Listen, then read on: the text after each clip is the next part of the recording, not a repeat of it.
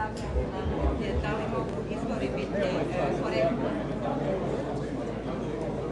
Pa mi smo u više navrata Republičkoj komisiji, Ustavnom sudu slali dopise u kojima smo upozoravali.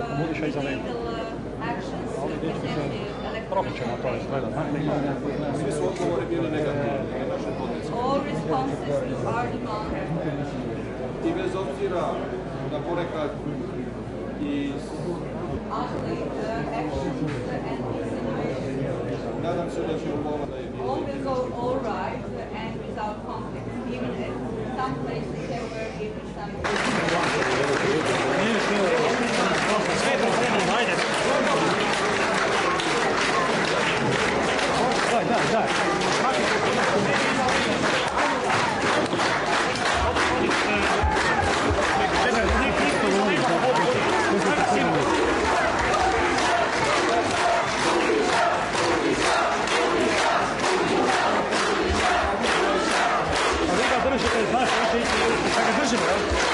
Iza leđa.